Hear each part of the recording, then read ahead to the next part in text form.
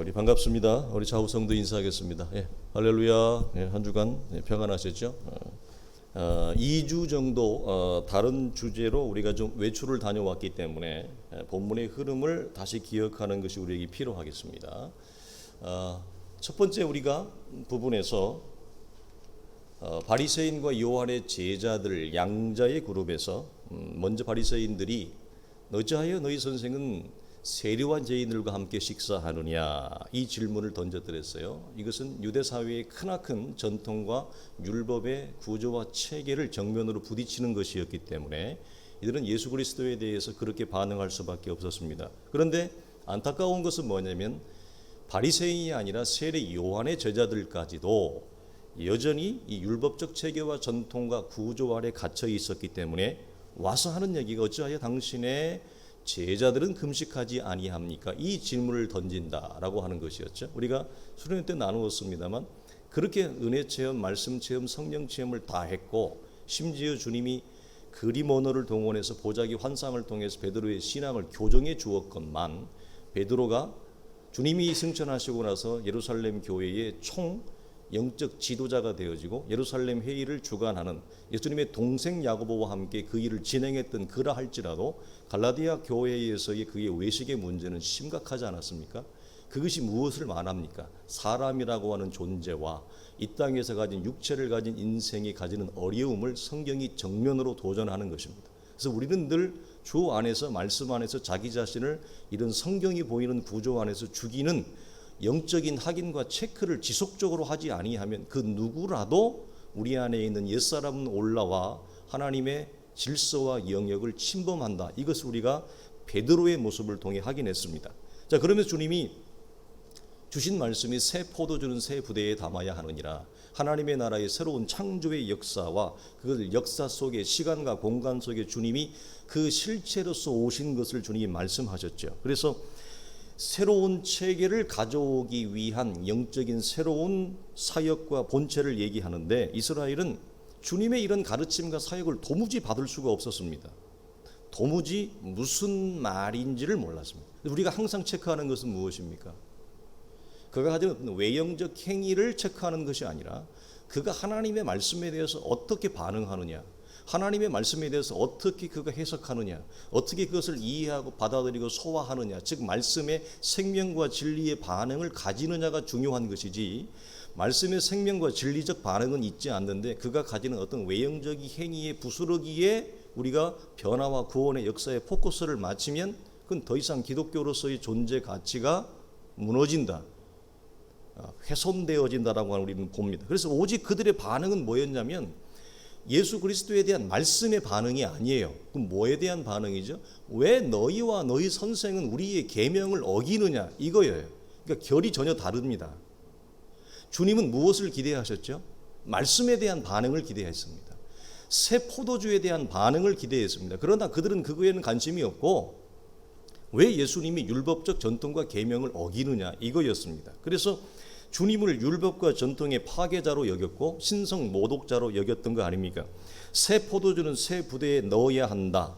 율법적 체계가 새로운 창조의 세계로, 그리고 율법적 체계가 새로운 복음의 세계로, 율법과 육체 안에 갇혀서 옛사람인 죄와 사망의 자리에 있던 그가 새로운 창조야 새로운 피조물과 새 사람의 자리로 넘어온 것을 주님은 말씀하시는데 이스라엘은 그것은 무슨 의미인지를 모르고 단지 보이는 형식과 외형을 가지고 꼬투리를 잡았다고 하는 것입니다. 이렇게 주님이 여신 새 포도주를 얘기하는 중에 한 관리가 매우 다급하고 절박한 얼굴로 주님을 찾아온 것입니다.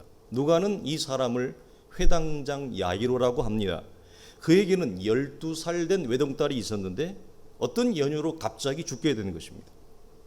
그러니 아버지 야이로의 절망은 무엇으로 설명할 수 있겠습니까? 그러나 야이로는 절망 가운데 주저앉지 않았습니다. 이 본문은 마태, 마가, 누가, 공이 다 많이 나옵니다.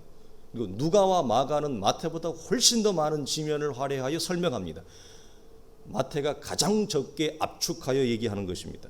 그러나 그 야이로가 이러한 배경 가운데서 오히려 이 갑작스러운 딸의 죽음이 예수님을 찾게 만든 원인과 씨가 되었다라고 하는 겁니다. 그러나 회당장 야이로가 주님을 찾아온 것은 우리가 어떤 면에서 선뜻 납득하기가 어렵습니다. 왜 그렇습니까? 딸이 질병 중에 있는 것이 아닙니다. 지금 치료가 필요한 것이 아닙니다. 이미 숨이 떨어졌습니다. 이미 죽었기 때문이죠. 죽었다는 것은 뭡니까? 회복할 수 있는 어떤 소망도 기대도 없다는 것입니다. 그럼에도 불구하고 주님을 찾아왔습니다. 이 점에 우리는 물어봐야 돼요. 야이로는 어떤 믿음을 가진 자입니까? 그에게는 믿음이라고 하는 것이 있습니까? 아니면 이 상황에서 믿져야 본전이니 지푸라기라도 잡는 심정으로 주님께 나온 것입니까? 우리 이것을 한번 물어봐야 돼요. 우리는 아직 소망이 있는 상황과 현실이 있기 때문에, 가능성이 있기 때문에 여러분 주님을 찾습니까? 아니면 소망이 없기 때문에, 전혀 가능성이 없기 때문에 주님을 찾습니까? 진정한 믿음은 소망이 없는, 전혀 없는 현실 속에서 주님을 찾는 것이 아닐까라고 하는 것이죠. 현실적인 기회와 소망이 있을 때 주님을 찾는 것은 누구라도 할 수 있습니다. 야이로가 주님을 찾아온 것에 대한 우리가 쉽게 받아들일 수 없는 대목입니다. 왜? 이미 죽었는데 무슨 소망이 있어요? 무슨 약이 들어요? 무슨 의사의 체크가 필요하겠어요? 그런데도 주님을 찾아와요? 야이로는 어떤 믿음이냐는 것입니다. 우리는 어떤 믿음을 가지고 있냐는 거죠. 야이로는 이런 말을 합니다. 주께서 그 몸에 손을 얹어 주소서. 그러면 살겠나이다. 여러분 얼마나 놀라운 말입니까? 전혀 여러분 생기가 없어요. 여러분 죽은 시체를 여러분 가까이 한 적이 있습니까? 전혀 여러분 반응이 없는 이 아이에게 이 아버지가 하는 말을 보십시오. 여기 무슨 소망이 있습니까? 무슨 회복의 기운이 있습니까? 그런데 주님께 와서 한다는 얘기가 주님 당신의 손을 내 딸의 몸에 얹어만 주옵소서. 그러면 혹시도 아니에요. 살아나겠나이다. 보통 믿음이 아니죠. 성경이 이걸 우리에게 말합니다. 놀랍지 않습니까? 과연 나였다면 야이로와 같은 말을 할 수 있었을까? 주님은 이미 죽음이 지배하는 소녀를 향하여 주님은 아무 말이 없습니다. 조용히 일어나십니다. 그리고 제자들도 함께 동행을 하게 되어집니다. 마태는 이 상황을 통해 우리에게 말하고 싶은 것이 있지 않을까요? 이겁니다. 여기 일어나, 이 말은 뭘 의미하느냐? 예수 그리스도께서 사망 권세를 깨시고 당신이 그 죽음에서 스스로 일어나실 당신의 영광스러운 부활을 얘기하는 단어입니다. 그래서 마태복음 16장 저 뒤에 가면 이렇게 얘기합니다. 이때로부터 예수 그리스도께서 자기가 예루살렘에 올라가 장로들과 대제사장들과 서기관들에게 많은 고난을 받고 죽임을 당하고 제3일에 살아나야 할 것을 제자들에게 비로소 나타내시니 그랬어요. 여기서 살아나야 할 것, 이게 뭡니까? 죄와 사망 가운데 그 권세를 깨시고 당신이 일어나실 부활을 얘기하죠. 그 부활이 뭐죠? 주님이 오늘 본문에서 일어나, 같은 동일한 단어라고 하는 것입니다. 이것은 무엇을 암시하는가? 주님이 이 땅에 오신 목적이 무엇인가라고 하는 것입니다. 그리고 그 죽은 소녀를 다시 살리실 것을, 당신이 일어날 것처럼 내가 이 소녀를 다시 일어나 소생시킬 것을 말씀하죠. 그래서 누가복음 8장 55절은 이렇게 얘기합니다. 그 영이 돌아와 아이가 곧 일어났다고 증언을 하는 것입니다. 근데 우리가 주목할 것은 이겁니다. 주님은 이 현장에 당신만 가신 것이 아니라 뒤에 보면 제자들도 함께 바로 따라갑니다. 여기서 말하는 제자들의 후계자가 누구입니까? 바로 우리 아닙니까? 왜 나를 제자로 불렀는가? 가난한 기독교의 신앙을 이해할 때는 오늘 주님이 말씀하시는 제자들도 함께 가더니 이 본문에서 우리가 수락할 수 없는 부분이 있습니다. 오늘날과 같이 기독교의 체질과 기독교의 신앙이 현세적이고 철저히 세속적이고 물질적인 성공과 번영의 뿌리를 박은 기독교에서는 제자들은 따라가긴 갔는데 주님이 따라가게 하신 목적이 뭐죠?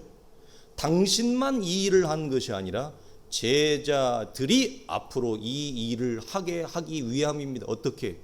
죄와 사망 가운데 죽어 있는 자들, 자신이 죽어 있으나 실상은 죽은 자이나 죽은 자인지도 모르고 세상을 살아가는 자들을 향하여 뭐죠? 그들을 건져내고 살려내기 위함이다 라고 하는 거예요. 나를 왜 제자로 불렀어요? 나를 왜 은혜를 하나님이 주었어요? 나를 왜 하나님을 알게 했어요? 하나님의 나라에 대한 소망을 왜 주었어요? 왜 하나님이 우리에게 남보다 다른 은혜를 주었어요? 그 은혜의 목적이 뭐죠? 죄와 사망 가운데 죽어가고 신음하고 있는 자들을 건져내라고, 그들을 살려내라고 하는 것입니다. 이 위대한 하나님의 소명과 사명은 목회자만 주어진 것이 아니라 하나님의 사람들, 제자들 우리 모두에게 주어진 것이고, 이것을 잃어버리면 방향을 쉽게 잃어버립니다. 이 큰 하나님의 미션을 우리가 놓치면 우리의 삶에 우리를 넘어뜨리는 수도 없이 작은 부스러기들 앞에 우리는 항복할 수밖에 없다는 사실이죠. 고린도후서 2장을 이렇게 얘기합니다. 항상 우리를 그리스도 안에서 이기게 하시고 우리로 말미암아 각처에서 그리스도를 아는 냄새를 나타내신 하나님께 감사하노라. 우리는 구원받는 자들에게나 망하는 자들에게나 하나님 앞에서 그리스도의 향기니, 여러분의 존재와 여러분의 정체성을 잊지 마십시오. 생명으로부터 생명에 이르는 냄새라. 누가 이 일을 감당하리요? 제자로 부름받은 우리입니다. 그러니까 이걸 놓치면 우리의 인생이 항상 질퍽거려요. 작은 부스러기로 넘어지는 질퍽거리는 인생을 벗어나지 못한다는 거예요. 질퍽거리는 인생들의 특징 가운데 하나가 뭡니까? 하나님이 나에게 왜 은혜를 주었는지, 왜 예수를 믿게 했는지, 나를 왜 거룩한 하나님의 자녀로 부르는지, 이 부르심의 소명과 목적을 놓쳐버려요. 그리고 눈앞에 보이는 그 작은 부스러기와 질퍽거림 앞에 우리는 함몰될 수밖에 없는 것입니다. 마태는 재미있게 두 사람의 이야기를 동원하죠. 두 사람의 인생이니까 두 사람의 사이클이 동원되어지는 겁니다. 이중적인 구조를 여기서 또 동원해요. 두 사람인데 두 사람의 이야기를 샌드위치처럼 끼워 넣는단 말이에요. 그러니까 마태가 참 재미있는 분 같아요. 나도 이 천국에 가면 우리가 장기 두면서 에스프레소 커피 한 잔 마시면서 이야기를 해봐야 될 것 같아요. 참 아주 재미있게 짜놨어요. 자, 도중에 12년을 혈루증으로 깊은 절망 가운데 있는 삶의 소망이 끊어진 여인이 주님을 찾아오는 이야기를 중간에 끼워 넣는다는 것입니다. 여러분, 혈루증 여인은 우리가 알듯이 이스라엘에서 가장 부정한 자, 나병한 자와 같은 동질의 상태에 있죠. 그래서 부정한 자로 여겼습니다. 구약 같으면 어떻게 합니까? 이스라엘의 진 내에 있을 수가 없었습니다. 진 밖에 있었고 따로 격리된 삶을 살아갔던 것처럼 이스라엘 공동체에서 고립과 단절된 상태로 12년을 살아왔습니다. 마가와 누가는 이렇게 얘기합니다. 병을 고치기 위해 안 가본 병원이 없다. 안 찾아간 의사가 없다. 그래서 재산을 다 탕진했다. 이제는 더 이상 돈도 없고 더 이상 찾아갈 병원도 의사도 없는 상태. 아무도 이 여인을 찾아오지 않는 상태. 우리가 뒤에서 나오지만 심지어 이 여인의 가족도 이 여인을 버립니다. 왜? 부정한 상태는 그 누구도 이 여인과 접촉할 수 없기 때문에, 심지어 가족이라 할지라도 이 고립과 단절의 상태에 있었던 이 여인이, 야이로와 공통점이 뭐죠? 소망이 다 끊겼다는 거예요. 여러분, 우리가 이 땅을 살아가는 보통 일반적으로 사람이 갖는 믿는 자나 믿지 않는 자가 가지는 삶의 공통 본무가 있어요. 그게 뭐죠? 그래도 기회가 주어지겠지. 그래도 삶의 소망이 있겠지. 사람들이 늘 하는 말이 내년에는 올해보다 좋겠지, 나아지겠지. 이런 실오라기 같은 어떤 삶의 희망을 스스로 자구적으로라도 만들어서 그것을 의지하여 내년에는 좋아지겠지, 지금은 힘들어도 그래도 저 사람이 조금 지나가면 정신 차리겠지, 철 들겠지, 이런 거 아닙니까? 사람들이 좀 나아지겠지. 그런 여러분 소망의 한 자락도 실오라기도 없어요. 이 여인은. 야이로도 마찬가지입니다. 공통점이 뭡니까? 이 세상에 그 어디에도 그 누구에게서도 기대와 소망을 걸 것이 아무것도 없다는, 모든 것이 끊어지고 죽은 상태라고 하는, 사실 살아있지만 죽은 거나 진비 없죠. 죽은 거나 진비 없는 삶을 살아가는 것입니다. 둘 다 소망이 끊어진 상태. 이때 이 여인은 주님이 자신이 살고 있는 동네를, 지역을 지나가신다는 소식을 듣습니다. 자, 다시 우리는 이 즈음에 질문을 던져봐야 됩니다. 나 같으면 이런 절망의 구렁텅이에서 어떻게 하였을까? 나 같으면 어떻게 할까? 절망 가운데 주저앉을 것인가? 아니면 주님을 찾을 것인가? 이 메시지를 여러분 던지는 것입니다. 여러분, 우리가 수련회도 나누었지만 절망은 더 큰 절망을 불러옵니다. 여러분, 이 땅은 악해서 악은 더 큰 악을 불러옵니다. 고통은 더 큰 고통을 불러옵니다. 하나님과의 관계에서 이 절망을 끊어내지 않으면, 하나님과의 관계에서 이 고통을 내가 끊어버리지 않으면, 이 악을 끊어버리지 않으면 그 악은 그 사이즈 그대로 있지 않습니다. 악은 커집니다. 그래서 하나님이 구약 공동체에서 악이 기회를 타거나 악이 모양을 드러낼 때 끊어버리는 작업을 하신 것입니다. 왜? 놔두면 커지기 때문에. 누룩처럼 커집니다. 그래서 하나님과의 관계 안에서의 내 현실적인 절망, 현실적인 아픔, 고통을 여러분 방조하지 마십시오. 뭐 누구나 그럴 수 있어. 그렇죠. 맞습니다. 누구나 다 그런 절망과 고통과 아픔을, 이 땅을 걸어가는 사람은 동이 다 공통적으로 경험하게 되어 있습니다. 믿는 자나 믿지 않는 자나. 그러나 믿는 우리가 다른 게 무엇이냐 할 때, 하나님과의 관계 안에서, 말씀 안에서 내 삶의 현장과 현실에 임한 이 아픔과 고통과 절망을 어떻게 해석해 낼 거냐는 거죠. 그리고 어떻게 이걸 이해하여 끊어버릴 거냐는 거죠. 그걸 넘어설 거냐는 거죠. 이 여인이 여러분 자기 끝없는 절망과 좌절 가운데 함몰되어져 주저앉았다면, 이 여인에게는 다시는 인생의 구원의 기회가 열어지지 않았던 것입니다. 이 여인은 군중들 사이를 뚫고 지나갑니다. 예수님 뒤에서 드디어 주님의 겉옷을 만집니다. 왜 여러분 겉옷을 만졌을까요? 자신이 부정한 상태이기 때문에, 심지어 다른 사람들처럼 다윗의 자손 예수여 나를 불쌍히 여기소서 말 한마디도 못 건집니다. 왜요? 부정한 상태이기 때문에 말도 못해요. 부정한 상태이기 때문에 주님 앞으로 나아가지도 못해요. 그래서 그녀가 할 수 있는 유일한 것이 뭡니까? 예수님의 뒤에 가서 군중을 뚫고 들어가 조용히 예수님의 겉옷 자락을 만지는 것, 그게 할 수 있는 그녀의 전부였습니다. 그러나 만지는 순간 기적이 일어났습니다. 그러나 만지는 순간 주님이 가져오신 새 포도주의 세계, 새 부대의 세계, 새로운 창조의 세계가 그녀의 삶에서 열어지는 놀라운 은혜가 그 영혼 가운데 임한 것입니다. 마가는 이 순간을 이렇게 증언합니다.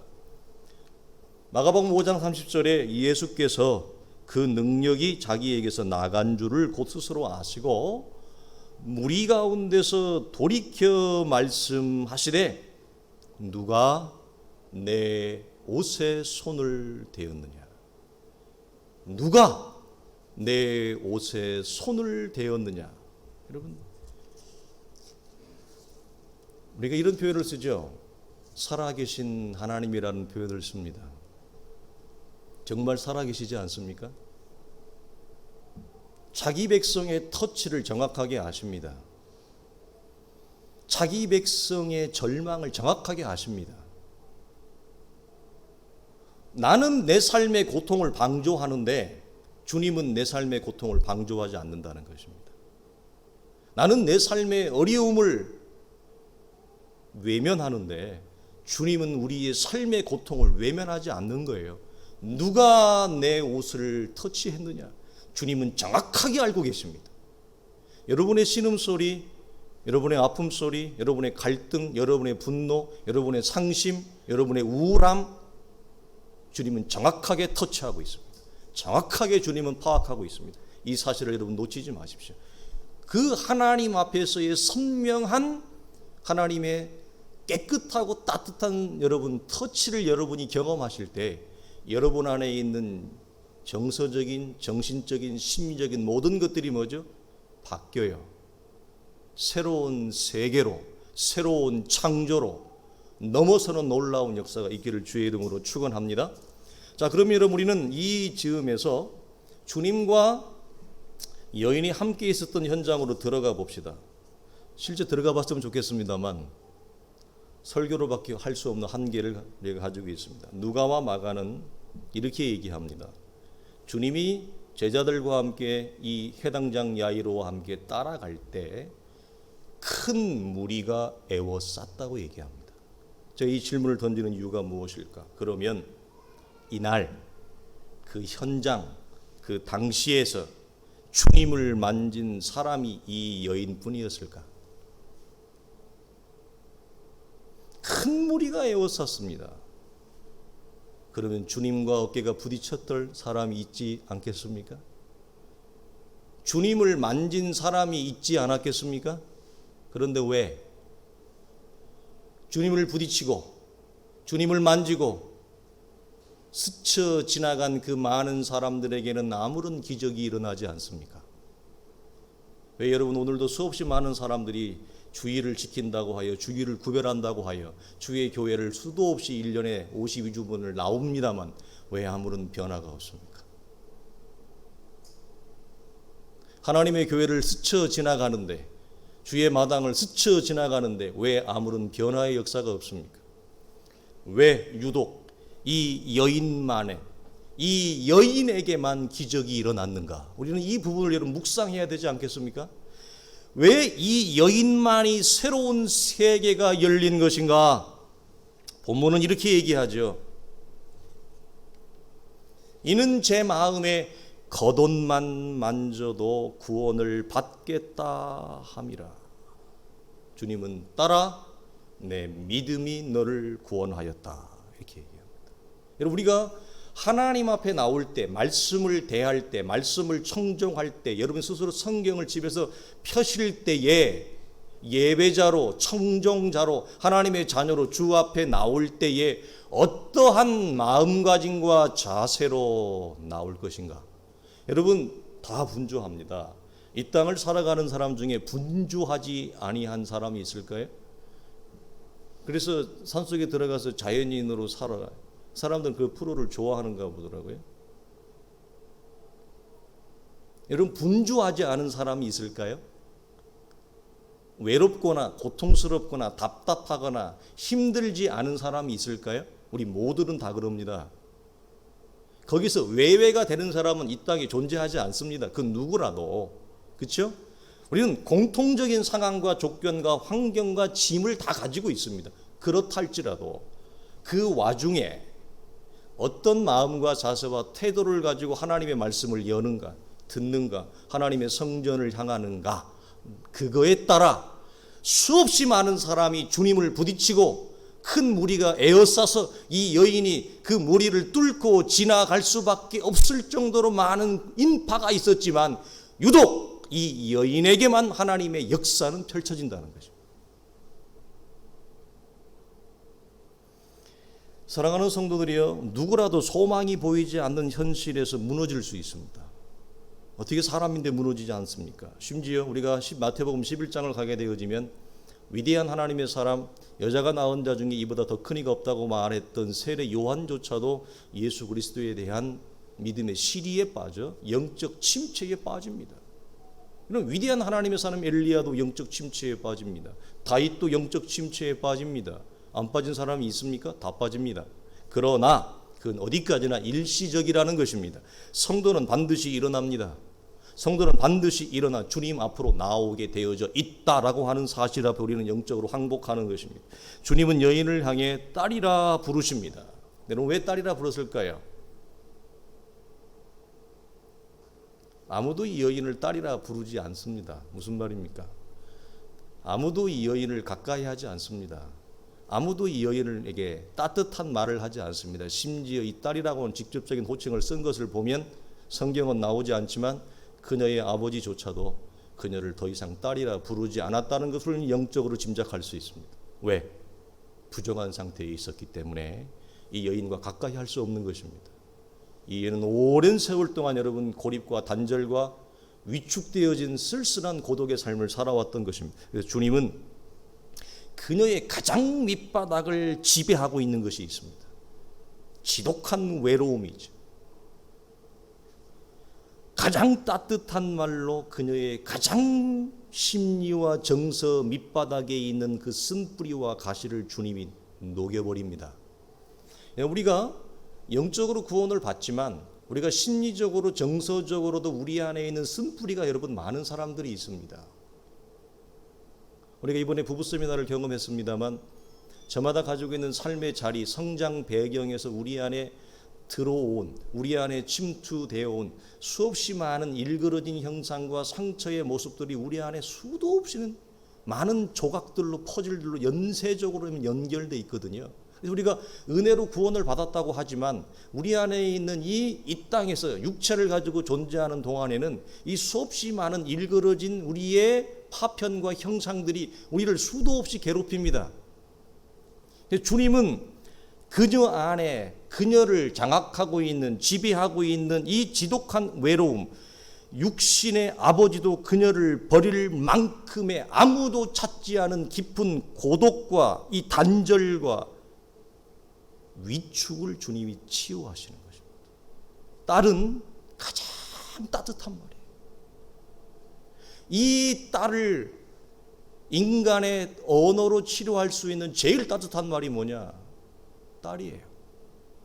이 여인을 주님이 딸아 안심하라. 이거 무슨 말이냐면 탕자가 돌아왔을 때 아버지가 그 탕자를 향해서 사랑하는 내 아들, 잃었다가 다시 찾은 내 아들이라고 하는 표현하고 동일한 표현이에요. 이 표현을 씁니다. 그래서 그녀를 장악하고 있는 심리적인 관계의 단절, 정서적인 고립과 위축을 이 따뜻한 가장 이 여인의 마음을 만질 수 있는 말로 끊어버리심으로 완전한 회복에 이르게 하신다. 그런데 마태는 육체적 질병의 치유를 오늘 본문을 보게 되어지면 뭐라고 얘기하냐면 구원이라고 설명을 해요. 그렇게 기록을 합니다. 그래서 21절과 22절을 보면 구원받았다, 구원하였다, 구원받으니라 이 두 절에서 그걸 세 번이나 강조하여 기록한다고 하는 것입니다. 그러니까 이것은 무엇인지 이미 나누었습니다. 구원이란 단순히 육체적 질병을 치유하는 것이 아니다. 구원이란 단순히 환경과 조건이 개선되어지는 것이 아니라 우리의 육체와 영, 양자가 전인적인 회복과 치유와 완성으로 나아가는 것, 온전히 새롭게 창조하는 것을 말한다. 이제 주님은 드디어 야이로의 집에 이릅니다. 제일 먼저 하신 말씀 24절을 보면 물러가라 이 말을 합니다. 여러분 이 말은 무슨 말일까? 물러가라, 뭐가 물러가요? 상역군들을 물러가라 그렇게 이해할 수 있어요? 그러나 주님은 더 큰 의도를 가지고 있습니다. 이건 뭐죠? 이 어린 12살밖에 되지 아니한 아무런 삶의 희망도 꽃도 피워보지 못하고 일찍 떠난 이 여인을 지배하고 있는 어둠과 사망의 권세와 세력을 주님이 뭐죠? 드라이빙 아웃 시킨 거예요. 몰아낸 거예요. 물러가라. 주님은 죽은 소녀를 살리기 전에 먼저 사망의 세력을 쫓아내십니다. 그 다음에 소녀를 일으켜요. 자, 우리가 여기서 주목할 건 뭐냐면 주님이 일하시는 방식이에요. 그 일하시는 과정을 묵상하기 바랍니다. 우리 같으면 현실의 문제가 먼저 풀어지고 해결되어지고 그것을 먼저 다루어 주시기를 원할 것입니다. 그러나 주님은 현실, 현상의 문제, 현장의 문제를 먼저 다루지 아니하시고 죽음의 권세를 몰아낸다라고 하는 거예요. 이걸 통해 마태가 우리에게 말하고 싶은 게 있겠죠. 마태는 회당장 야이로의 딸이 살아나는 전체의 일련의 과정과 그림을 통해 예수 그리스도가 왜 이 땅에 오셨는가, 그리고 그가 오셔서 해야 될 일이 무엇인가, 사망과 죽음의 권세와 세력을 주님이 물리치시고 그 가운데 있는 죽어있는 우리를 살려내기 위함이었다라고 하는 것을 말씀을 드리는 것입니다. 여러분, 그러므로 이 회당장 야이로의 딸이 살아나는 모습은 회당장 야이로의 딸의 모습으로 국한되어져나 끝나지 않습니다. 이건 곧 누구의 모습입니까? 네, 우리의 모습입니다. 이 세상의 현실이고 우리의 삶의 현실입니다. 죽어있는 우리. 그러나 죽어있는지도 모르는 채 살아가는 우리를 주님이 뭐죠? 다시 살려내시는 것. 그래서 주님은 예수님을 찾은 두 사람처럼 뭐하러 하는 겁니까? 주님을 찾으라는 것입니다. 주님께 나오라는 초청의 메시지입니다. 말씀을 마치겠습니다. 여러분, 두 사람, 두 이야기의 공통점이 있습니다. 우리는 그것들을 나눴습니다. 마지막으로 두 사람의 공통점은 이거죠. 양자가 다 부정한다. 양자가 다 부정한 자입니다.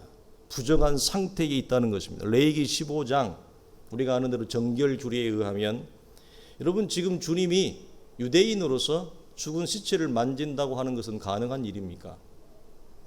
그런데 이 회당장은 자기 딸의 몸에 손을 얹으라고 그래요. 터치를 해달라고 그래요. 회당장은 유대 사회의 아주 출중한 지역사회의 지도자였기 때문에 단순히 그 회당을 관리하는 장으로만 있는 것이 아니라 구약적 율법과 유전에 대해서 정통한 자예요. 그러니까 이 죽은 시체를 만진다고 하는 것을 요구한다는 것은 이 사람의 신앙이 보편적인 유대인의 신앙과는 좀 다른 겁니다.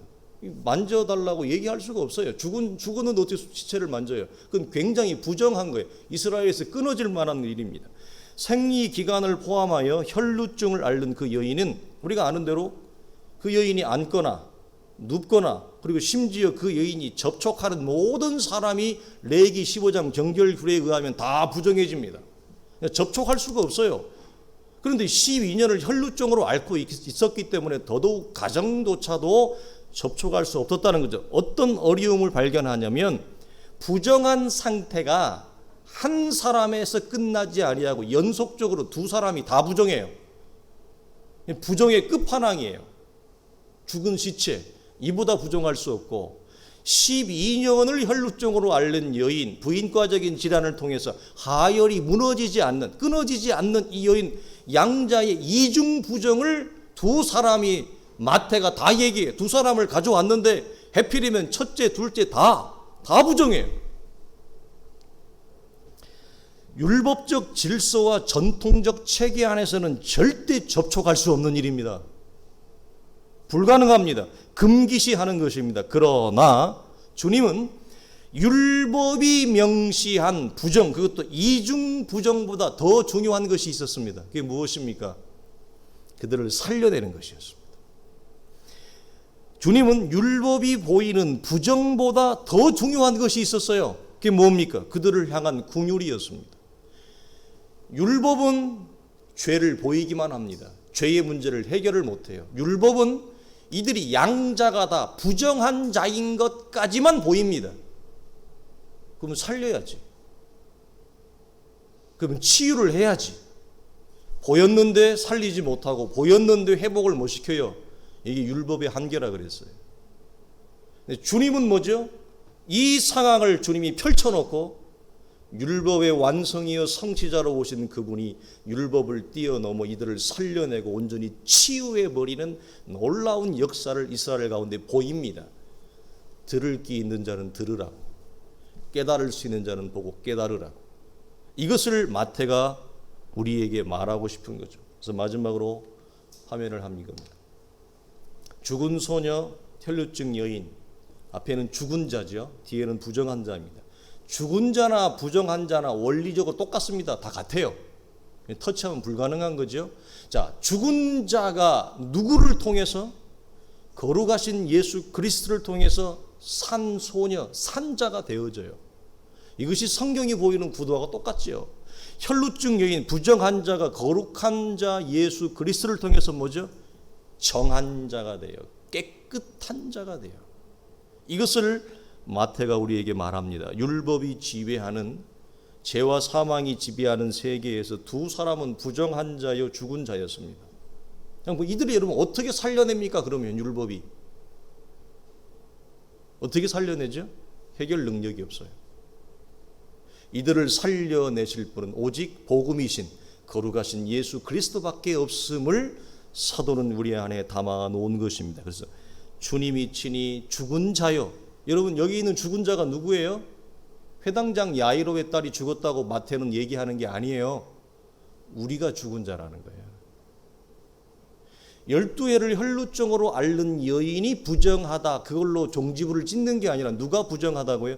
우리가 부정한 자이다. 그렇다면 우리가 어떻게 산 자가 되고 어떻게 정한 자, 깨끗한 자가 될 수 있느냐? 예수 그리스도를 통해서만이 이 일이 우리 속에 이루어질 수 있음을 사도는 우리에게 여러분 호소하고 있는 것입니다. 그래서 이 땅에 오셔서 그가 죽으심으로 죽은 자를 산 자로, 부정한 자를 정한 자로 새롭게 창조하시는 위대한 구원의 역사, 이걸 우리 가운데 선물로 은혜로 주신 것입니다. 물어보겠습니다. 여러분은 살아난 자가 되셨습니까? 여러분은 죽은 자입니까? 산 자입니까? 여러분은 부정한 자입니까? 정한 자입니까? 우리는 그리스도 안에서 새 포도주로 새 부대에 담긴 자, 우리는 정한 자요 산 자가 되었습니다. 그럼 묻습니다. 왜 주님이 나를 정한 자로, 왜 산 자로 축복하셨습니까? 제자들도 가더니 나 하나만 살으라고, 나 하나만 정한 자로 이 땅을 걸어가라고 주님이 죽으셨습니까? 우리는 우리에게 주어진 모든 필생의 소명은 무엇입니까? 나처럼 부정한 자를 찾는 것입니다. 나처럼 죽은 자를 찾는 것입니다. 그래서 주님이 그들에게 가셔서, 일어나 가셔서 죽은 소녀를 살려내듯이 나를 통해 살려내라고, 부정한 그들을 정한 자로 만들라고 주님이 우리에게 이 놀라운 은혜와 축복을 허락하신 줄로 믿습니다. 이 역사에 동참하기를 주님의 이름으로 축복합니다. 기도하겠습니다. 하나님 아버지, 감사합니다. 오늘 허락하신 복된 날, 주의 거룩한 공동체 가운데 이 말씀을 함께 묵상합니다. 아버지 하나님, 우리는 복음이신 주님, 거룩하신 예수 그리스도가 아니면 우리의 이전의 상태와 이전의 모습이 어땠는지를 너무나 잘 압니다. 거룩하신 하나님, 우리에게 허락되어진 이 놀라운 복음의 역사, 구원의 역사, 생명의 역사를 늘 하나님 앞에 묵상하게 도와주시고, 살아난 자의 감격, 정한 자의 기쁨이 우리 속에 충만하여 우리가 이 땅을 걸어가는 동안 우리와 동일한 상태에 있는 자들을, 하나님, 우리도 그들을 건져내기를 소망합니다. 우리도 그들을 살려내기를 소망합니다. 주여, 우리에게 은혜를 베풀어 주시옵소서. 우리에게 여호와의 말씀, 여호와의 진리의 은총을 허락해 주시어서 우리가 입을 열 때마다 사망에 있는 자리를 정하게 하고, 아버지 하나님, 죽은 자를 살려내는 생명의 말을, 생명의 언어를 하나님 쏟아낼 수 있도록, 선포할 수 있도록 은혜 더하여 주옵소서. 우리 주 예수 그리스도의 이름으로 간절히 기도하오며 축복하옵나이다. 아멘. 이제는 우리 주 예수 그리스도의 은혜와 우리 하나님의 크신 사랑과 성령의 감화감동 역사하심이 예수 그리스도를 통해서 우리의 전생애와 우리의 삶이 죽은 자에서 산 자로, 부정한 자에서 정한 자로 새롭게 창조함을 받은 것처럼 이제 우리가 열방을 향해 나아가고 우리의 삶의 관계와 우리의 삶의 영역과 직장과 관계하는 모든 자들을 향하여 생명을 선포하기를 원하는 성도들의 온전한 신앙적 걸음과 믿음의 싸움 위에 이제로부터 영원토록 항상 함께 있을지어다. 아멘.